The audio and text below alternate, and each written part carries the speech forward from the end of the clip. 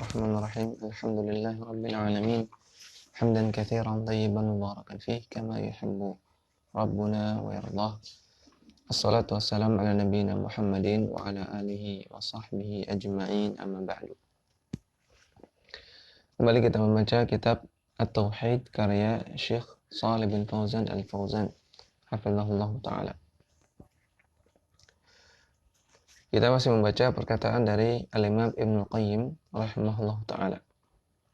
Kita baca dari awal lagi ya, sedikit. Qala al-allamatu Ibnu Qayyim rahimahullah.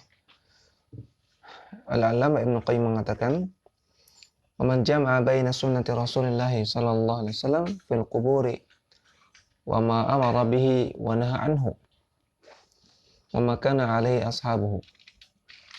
Orang yang menggabungkan, artinya orang yang membandingkan antara apa yang disunnahkan oleh Rasul, apa yang dituntunkan oleh Rasulullah SAW terkait masalah kuburan, apa yang beliau perintahkan, apa yang beliau larang, dan juga bagaimana praktek para sahabat. Wa ma baina alaihi aktsarun nasi al-yauma. Kalau kita bandingkan dengan apa yang dilakukan oleh kebanyakan orang di zaman sekarang, itu zamannya Ibnu Qayyim, ya, maka lebih parah lagi di zaman kita. Ra'a ahadahuma mudadan lil akhari munaqidan lahu. Maka dia akan melihat bahwasannya salah satunya saling bertentangan dengan yang lain. Antara apa yang Nabi tuntunkan dengan yang dipraktekkan oleh masyarakat, ini sangat bertentangan. Bihaitsu la yajtami'ani abada, dengan pertentangan yang sangat bertolak belakang, yang tidak akan bersatu sama sekali. Contohnya beliau sebutkan, "Fanaha Rasulullah sallallahu alaihi wasallam 'anis salati ilal qubur." Rasulullah SAW melarang orang salat menghadap kuburan. Nabi katakan, "La tusalli ilal qubur wa la tajlisu 'alaiha." Janganlah salat menghadap kuburan dan jangan duduk di atas kuburan. Hadis sahih riwayat Muslim. Namun wa haula'i yusalluna indaha. Namun orang-orang zaman sekarang, di zaman Ibnu Qayyim, apalagi di zaman kita, malah sholat di kuburan. Ya, malah menjadikan kuburan sebagai tempat sholat. Wa naha an ittikhadhiha masajida. Contoh yang kedua, Rasulullah SAW melarang kuburan dijadikan tempat ibadah, dijadikan masjid. Wa haula'i yabnuna 'alaiha al-masajida. Namun orang-orang zaman sekarang, masyarakat umum, malah menjadikan kuburan sebagai masjid-masjid. Baik bentuknya kuburan duluan, kemudian dibangun masjid di dalamnya, atau masjid duluan, kemudian ada kuburan di sana. Dikuburkan orang di sana. Sama, ini dinamakan membangun kuburan sebagai masjid. Wa yusammunaha masyahida. Namun mereka menamai masjid-masjid tersebut sebagai masyahid, sebagai tempat-tempat pemandangan, masyahid, sebagai situs-situs keramat, situs budaya, macam-macam. Ya. Masyahid artinya yang dipandang, tempat yang dipandang, artinya tempat rekreasi, orang datang, orang ziarah. Padahal ini masjid. Ya. Cuman karena ada masjid, ada kuburannya, dan kuburannya dianggap keramat, masjid juga dianggap keramat. Ya, maka dinamakan dengan nama macam-macam tadi. Masyahid, tempat keramat, cagar budaya, apalagi macam-macam. Mubadatan li buyutillahi. Maka ini penamaan seperti ini bertentangan dengan nama Baitullah. Masjid itu Baitullah, rumah Allah. Bukan tempat rekreasi, bukan cagar budaya, bukan tempat keramat, bukan kuburan, bukan yang lain-lain. Wa naha an iqadis saraji 'alaiha. Dan Nabi SAW, yang ketiga, contohnya yang ketiga, Nabi SAW melarang menyalakan lampu di kuburan. Wa ulai yuqifuna al-wuqufa 'ala iqadil qanadili 'alaiha. Namun sekarang membangun tiang-tiang juga wukuf untuk memasang penerangan-penerangan di sana.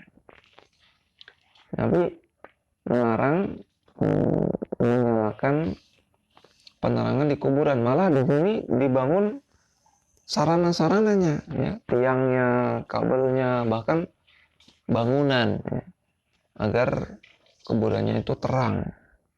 Bertolak belakang. Yang keempat, wanaha an tattakhidha 'idan. Nabi SAW melarang kuburan itu dijadikan id. Nabi mengatakan, Allahumma la taj'al qabri 'idan. Ya Allah, janganlah jadikan kuburanku sebagai id. Apa itu id? Dijelaskan dalam lisan Arab. Id adalah tempat atau waktu yang orang itu kumpul-kumpul secara rutin. Orang datang ke sana secara rutin, secara berkala, atau orang melakukan sesuatu di waktu tertentu secara rutin, secara berkala. Itu namanya id. Ya, maka Nabi melarang kuburan Nabi, kuburan beliau, dan juga kuburan-kuburan yang lain. Ya, karena kalau kuburan Nabi saja nggak boleh, apalagi kuburan yang lain. Melarang dijadikan tempat kumpul, tempat datang, ya, di waktu-waktu tertentu secara berkala, secara berulang. Wa haula yattakhidunaha a'yadan wa manasika. Namun mereka, orang-orang zaman sekarang, malah menjadikan kuburan-kuburan sebagai a'yad, sebagai tempat id, tempat kumpul, tempat perayaan, dan juga manasik, tempat ibadah.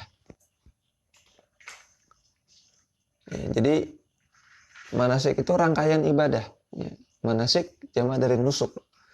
Jadi seolah-olah ada rangkaiannya. Ya. Pertama ke kuburan wali fulan. Kalau sudah nanti kuburan wali fulan. Kalau sudah nanti kuburan wali fulan. Seperti itu. Jadi manasik. Seperti manasik haji atau umroh, ya. Kalau manasik umroh itu kan pertama nanti ke miqat dulu, kemudian nanti tawaf, ya, kemudian nanti sa'i, kemudian tahallul. Nah, ini manasik. Nah, orang sekarang menjadikan kuburan itu seperti ini. Seperti haji atau umroh, ada rangkaian-rangkaiannya. Rangkaian ziarah wali. Kesini, kesini, kesini. Ya, bertentangan dengan larangan Nabi. Nabi larang kuburan dijadikan id. Tempat kumpul, tempat datang secara berkala. Ini malah jadikan malah tidak hanya id, ini malah jadi manasik. Wa yajtami'una laha kajtima'ihim lil'idi au akthara. Dan mereka kumpul-kumpul di sana di kuburan. Sebagaimana kumpul-kumpulnya mereka ketika hari Id, hari raya, atau bahkan lebih meriah lagi. Wa amara bitaswiyatiha. Yang kelima, contoh yang kelima. Nabi SAW memerintahkan kuburan itu diratakan. Kama rawa Muslimun fi sahihihi an Abil Hayyaj al-Asadi. Sebagaimana diriwayatkan Imam Muslim dalam sahihnya dalam hadis Abu Hayyaj al-Asadi, beliau mengatakan, qala li Ali bin Abi Thalib radhiyallahu anhu. Ali bin Abi Thalib berkata kepadaku, ala ab'atsuka ala ma ba'athani alaihi Rasulullah sallallahu alaihi wasallam alla tad'a suratan illa tamastahu wa qabran musyrafan illa sawaitahu. Kata Ali, maukah engkau Abul Hayyaj aku berikan tugas sebagaimana tugas yang pernah Nabi berikan kepada aku, yaitu hendaknya jangan engkau biarkan ada surah. Dalam riwayat yang lain timsal, dalam riwayat ini surah. Jangan engkau biarkan ada gambar makhluk bernyawa, kecuali engkau hancurkan, engkau hapus. Makanya menunjukkan tidak bolehnya memanfaatkan gambar makhluk bernyawa. Ini bukan bikin, ya. Bikin babnya lebih parah lagi, lebih nggak boleh lagi. Namun memanfaatkan juga nggak boleh. Memanfaatkan gambar makhluk bernyawa nggak boleh. Kalau itu tercetak, kalau ada fisiknya, baik 2 dimensi maupun 3 dimensi. Karena kata Nabi, jangan kau biarkan, wahai Ali, ada gambar kecuali engkau hapus, engkau hilangkan. Wal qabran musyrafan illa sawaitahu. Dan jangan kau biarkan ada kuburan yang ditinggikan kecuali engkau meratakan. Dalil yang kedua, wa fi sahihihi aidan, dari dalam hadis sahih Muslim juga, an Thumamah ibni Syufiyyin, dari Thumamah bin Syufi, qala, ia mengatakan, kunna ma'a Fadalah bin Ubaidin bi ardir Rum, Barudis. Dahulu saya, Thumamah bin Syufi, pernah ada bersama Fadalah bin Ubaid di suatu daerah di Romawi yang bernama Barudis. Fatufiya sahibun lana. Maka suatu ketika salah seorang sahabat kami meninggal. Fa'amara Fadalatu bi qabrihi fasuwiya thumma qala. Maka Fadalah bin Ubaid memerintahkan kuburan sahabat kami ini dibikin rata saja. Karena di daerah Romawi kuburan tinggi-tinggi. Maka berhubung orang Islam, Fadalah memerintahkan diratakan. Kemudian Fadalah mengatakan, sami'tu Rasulullah sallallahu alaihi wasallam. Aku pernah mendengar Rasulullah SAW bersabda, ya'muru bitaswiyatiha. Beliau perintahkan kuburan untuk diratakan. Ai bi'adami raf'iha. Diratakan maksudnya tidak ditinggikan, ya. Diratakan ini bukan gitu ya, bukan. Namun maksudnya tidak tinggi. Karena dalam hadis yang lain Nabi katakan wa yaj'alhu sanaman. Jadi kalau kuburan itu sanam. Sanam itu punuk onta. Jadi agak melengkung seperti punggung onta. Jadi rata di sini bukan rata benar-benar rata seperti nggak ada kuburan, enggak ya. Tapi kata Syekh Shalih Fauzan, ai bi'adami raf'iha, tidak tinggi, tidak dibangun. Nah, jadi yang lebih perintahkan kuburan itu rata, cuman melengkung sedikit, sekedar shibran, satu jengkal saja lengkungannya ya. Enggak lengkung yang tinggi juga ya, tapi cuman satu jengkal saja. Itu yang Nabi perintahkan. Wa haula'i yubalighuna fi mukhalafati hadainil haditsain. Namun kenyataannya orang-orang zaman sekarang, di zamannya Ibnu Qayyim, apalagi di zaman kita sekarang, mereka malah berlebihan dalam menyelesaikan dua hadis ini. Bukan hanya mereka melanggar, namun melanggarnya sampai sangat-sangat berlebihan. Wa yarfa'unaha 'anil ardi kal bait. Mereka meninggikan kuburan sampai seperti rumah kuburan itu. Bahkan kadang-kadang kuburan lebih mewah daripada rumah.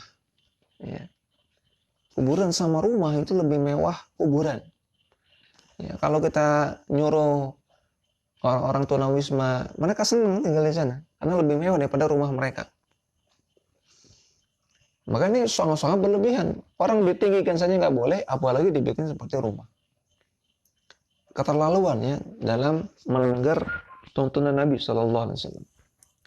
Wa ya'taqiduna 'alaiha al-qabbab. Wa yaqiduna 'alaiha al-qabbab, dan mereka letakkan di atas bangunan tersebut kubah-kubah. Jadi kuburannya dibangun seperti rumah dan di atasnya ada apanya? Ada kubahnya.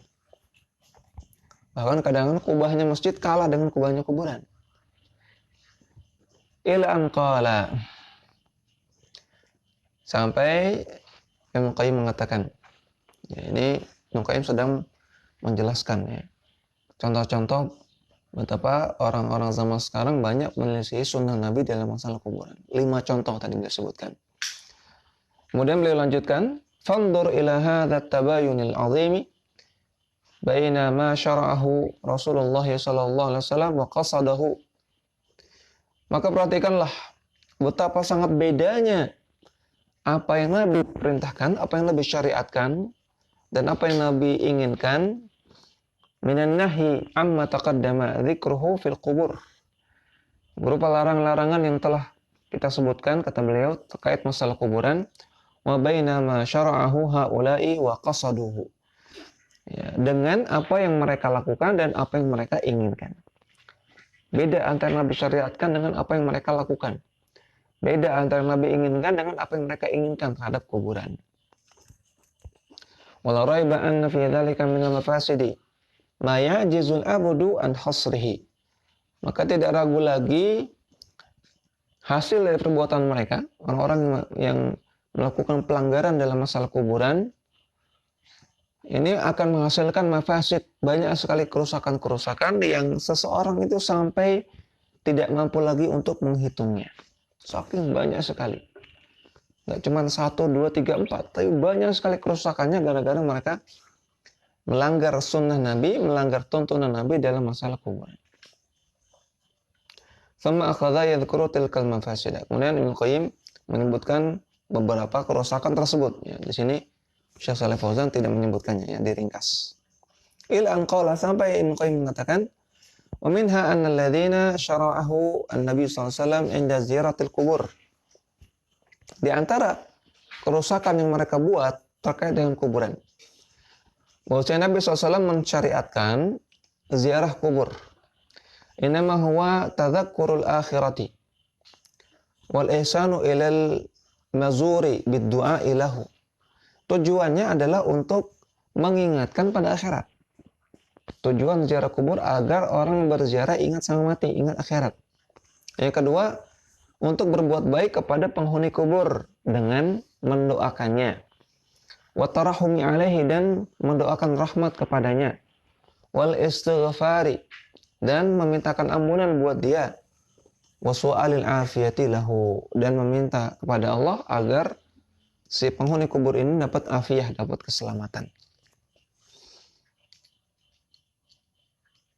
Fayakunu zairu muhsinan ila nafsihi wa ilal mayyiti, sehingga orang yang melakukan ziarah kubur, dia berbuat baik pada dirinya sendiri, ya, dengan dia melakukan ibadah, mendoakan orang lain ibadah, melaksanakan sunnah Nabi ibadah, dan dia juga melakukan kebaikan untuk si mayit. Ini tujuan ziarah kubur, supaya kita ingat akhirat, ingat mati, dan supaya kita bisa mendoakan si mayit. Faqallab haula'il musyrikun amra wa akhasu ad-din. Namun orang-orang musyrikin tersebut, orang-orang yang melakukan kesyirikan pada kuburan, mereka malah membalikkan keadaannya. Wa ja'alul maqsuda biziyarati asy-syirka bil mayyit. Mereka malah menjadikan tujuan dari ziarah kubur adalah melakukan kesyirikan terhadap si mayit.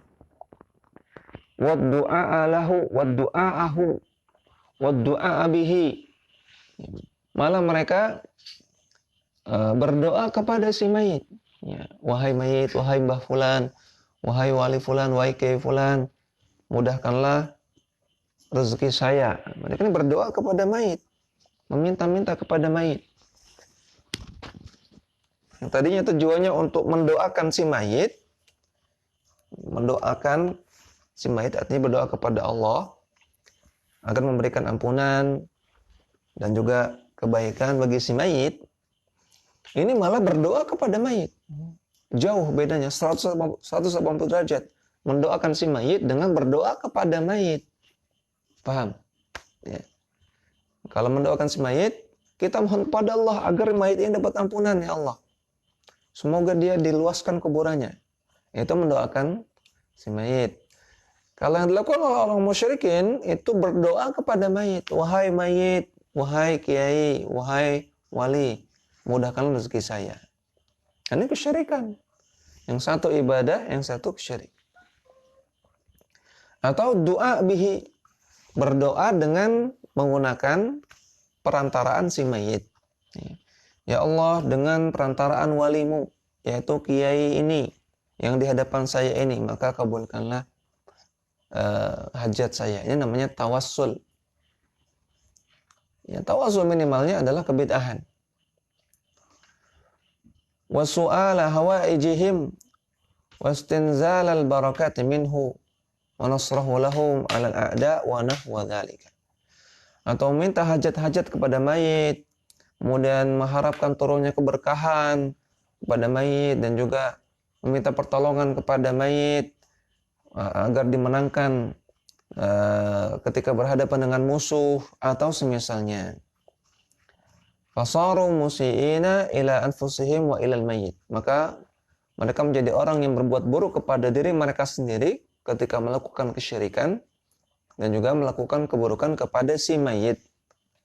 Walau lam yakun illa bihurmanihi barakatun ma syara'ahu ta'ala minad du'a wa tarahhum alaihi wal istighfaru lahu.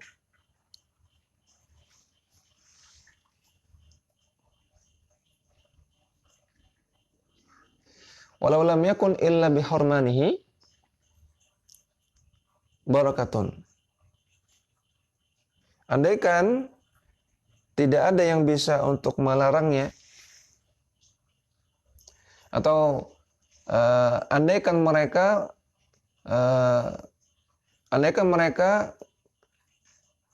di samping larangan tersebut mereka mengharapkan keberkahan dari perbuatan tersebut, yang mereka mengharapkan ketika berdoa di kuburan, mereka berdoanya kepada Allah.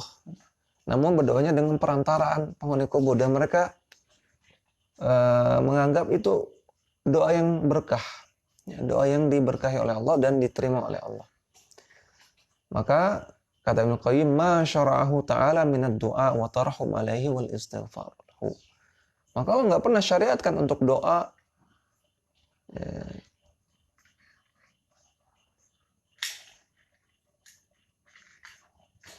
gimana nih maksudnya?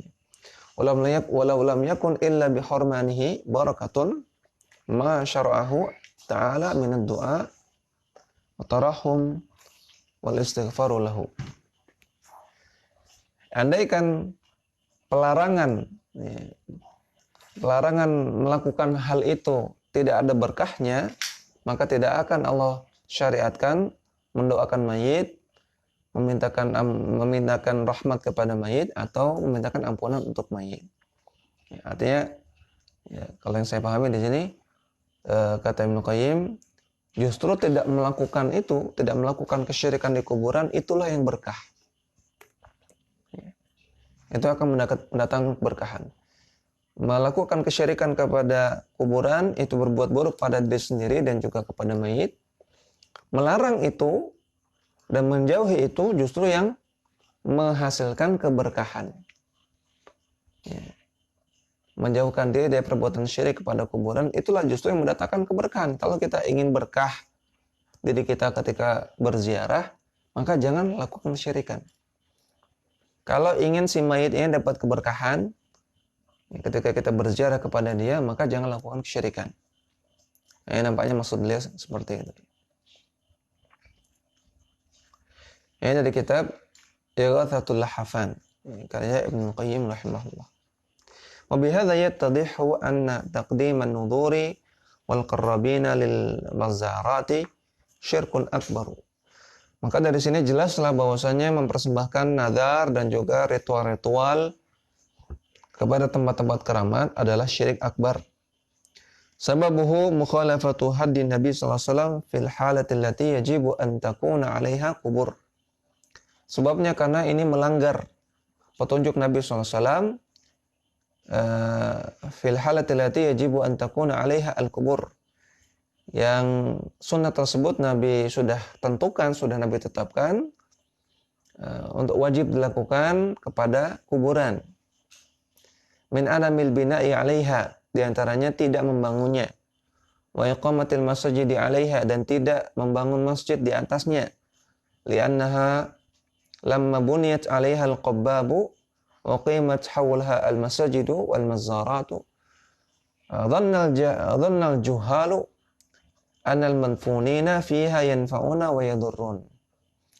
Karena ketika kuburan itu dibangun, dipasang kubah-kubah atau dibangun di sekelilingnya kuburan, masjid, kuburan dibangun di sampingnya masjid, atau di depannya, atau di belakangnya, atau mazarat, tempat-tempat situs-situs keramat di sekitar kuburan. Apa akibatnya? Dhannal juhal, maka orang-orang jahil akan menyangka bahwasanya al-madfunin, mayat-mayat yang dikuburkan di kuburan tersebut adalah orang-orang yang bisa yanfa'un wa yadurrun, bisa memberi manfaat dan bisa memberikan mudarat. punya kesaktian, punya kekuasaan. Ya, karena ini kok ada kubahnya, wah berarti ini wali. Nah, kalau wali berarti wah, bisa ngasih ini, bisa ngasih itu, bisa menghindarkan kita dari bahaya, bisa menghindarkan kita dari musibah dan seterusnya. Nah ini kerusakan akibat dari pelanggaran terhadap sunnah Nabi dalam masalah kuburan. Wa annahum yaghithuna wa annahum yaghithuna man istaghatha bihim wa yaqduna hawaija man iltaja ilaihim. Dan orang jahil menyangka bahwasanya mayat-mayat dalam kuburan tersebut bisa diistighathahi, bisa diminta pertolongan ketika sempit, dan bisa menunaikan, bisa mengabulkan hajat-hajat mereka. Faqaddamu lahum an-nudhara wal qarrabin, sehingga orang-orang jahil pun mempersembahkan nazar-nazar dan ritual-ritual. Hatta sarat awthanan tu'badu min dunillahi, sampai akhirnya kuburan-kuburan tersebut menjadi berhala-berhala yang disembah selain Allah Subhanahu wa taala. Waqad qala Nabi SAW, maka Nabi SAW pernah bersabda, Allahumma la taj'al qabri wathanan yu'badu. Ya Allah, janganlah jadikan kuburanku sebagai berhala yang disembah. Hadis sahih riwayat Imam Malik. Wa mada'a bi hadha ad-du'a'i illa li'annahu sayahsulu syai'un min dhalika fi ghairi qabrihi sallallahu alaihi wasallam. Tidaklah Nabi berdoa seperti ini kecuali karena Nabi tahu akan terjadi perbuatan seperti itu. Ya. Akan terjadi pada kuburan-kuburan selain beliau perbuatan seperti itu. Ya, Nabi tidak berdoa dengan iseng. Ya. Nabi nggak berdoa iseng sia-sia cuma main-main. Ya Allah, jangan dong jadikan kuburan saya sebagai berhala yang disembah. Nabi cuma iseng, enggak. Bukan karena iseng. Nabi tahu suatu saat akan ada orang yang kembali menyembah kuburan. Nah, seperti kelakuan orang-orang jahiliyah. Maka Nabi berharap ketika itu terjadi kuburan beliau tidak disembah. Ini petunjuk Nabi SAW. Ya. Maksudnya akan ada orang menyembah kuburan. Nah, itu terjadi. Waqad hasala fi katsirin min biladil Islam, dan telah terjadi dalam banyak negeri-negeri Islam. Ya, bukan negeri kafir ya, negeri Islam. Mereka membangun atau mereka menjadikan kuburan seolah-olah sudah seperti berhala yang disembah. Bahkan juga terjadi di negeri kita. Amma qabruhu faqad hamahullahu bi barakati du'aihi sallallahu alaihi wasallam. Adapun kubur beliau maka telah Allah jaga, di antara sebabnya karena keberkahan doa beliau, karena doa beliau dikabulkan oleh Allah Subhanahu wa taala. Tadi Nabi berdoa, Allahumma la taj'al qabri wathanan yu'bad. Ya Allah, janganlah jadikan kuburanku sebagai berhala yang disembah. Ini Allah kabulkan. Wa in kana qad yahsulu fi masjidihi syai'un min al-mukhalafati min ba'dil juhal aw al-kharrafin.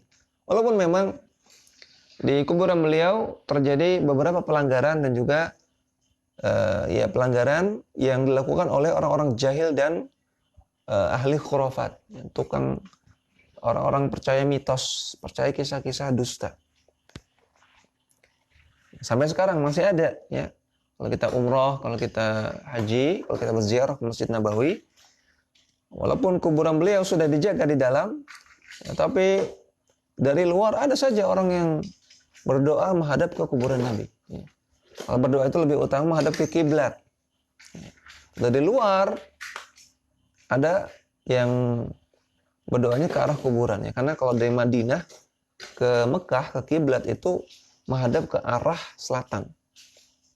Ya. Jadi orang tuh kalau mau menghadap kiblat ke arah selatan. Tapi ini di depan Masjid Nabawi dia berdoanya ke arah utara karena menghadap ke kuburan Nabi. Nah, ini mukhalafah. Ya. Jadi dia berdoa kepada Nabi SAW nggak boleh. Terjadi, kata beliau, terjadi itu. Beberapa pelanggaran. Ya, dan juga ada orang yang punya keyakinan-keyakinan tertentu. Ya, bahwasanya Nabi bisa keluar dari kuburannya, memberikan salam, sujud kepada kiai tertentu, kepada wali tertentu. Ya, Nabinya sujud sama kiai. Ini khurafat, cita-cita dusta, mitos. Lakinnahum la yaqdiruna 'ala al-wusuli ila qabrihi sallallahu alaihi wasallam. Namun mereka tidak mampu melakukan pelanggaran-pelanggaran tersebut di kuburannya Nabi. Yang mereka melakukannya dari luar. Li'anna qabrahu fi baitihi. Karena kuburan Nabi SAW berada di dalam rumahnya. Rumah Nabi dengan Aisyah radhiyallahu ta'ala anha. Walaysa fil masjidi, dan bukan di dalam masjid. Wa huwa mahutun bil jadrani. Dan kuburan Nabi tersebut ditutupi, dilengkupi oleh beberapa tembok. Kama qala al-allamah Ibnu Qayyim rahimahullah fi nuniyatihi. Sebagaimana dikatakan oleh Ibnu Qayyim dalam nuniyah beliau, fastajaba rabbul alamin du'aahu wa ahatahu bi thalathatil jadrani. Allah Ta'ala telah mengabulkan doa beliau. Yang doa tadi, Allahumma la taj'al qabri wathanan yu'bad. Ini dikabulkan oleh Allah Subhanahu wa taala, wa ahatahu bi thalathatil jadrani. Bentuk pengabulannya apa? Allah takdirkan kuburan Nabi dilingkupi, ditutupi oleh 3 buah tembok. Ya. Jadi orang nggak bisa macam-macam ke kuburan Nabi. Ya, nggak bisa nyentuh-nyentuh. Ya, nggak bisa ngambil tanah, bertabarruk, karena dilindungi oleh 3 buah tembok. Yang tembok yang terluar pun sudah dibuat sedemikian rupa sehingga meminimalisir orang berdoa ke arah beliau, ke arah kuburan beliau. Ya. Jadi bentuk temboknya sudah dibikin tidak lurus dengan kuburan. Ya. Kalau ini kuburan, ini tembok, nah orang tahu kan, oh berarti lurus. Ya. Lurus seperti ini ngarahnya. Tapi temboknya miring. Ya. Jadi kalau orang ngikutin tembok ini, dia ke arah sana doanya. Nggak kena kuburan. Gitu. Paham ya? Jadi ini bentuk penjagaan Allah Subhanahu wa taala kepada kuburan Nabi SAW, sehingga tidak disembah oleh orang-orang, tidak dijadikan berhala, dan juga tidak dilakukan mukhalafat, berbagai penyimpangan-penyimpangan terhadap kuburan beliau, walaupun terjadi di luar. Ya. Dan ini sulit untuk dihindari, ya, karena banyak orang jahil dan banyaknya dai-dai yang mengajak kepada kesyirikan yang menggiring mereka untuk melakukan seperti itu. Ya, demikian yang bisa kita baca, mudah-mudahan bermanfaat. Wassallallahu ala nabiyina Muhammadin wa ala alihi washabihi wasallam. Wa akhiru da'wana alhamdulillahi rabbil alamin. Subhanakallahumma wa bihamdika asyhadu an la ilaha illa anta astaghfiruka wa atubu ilaik.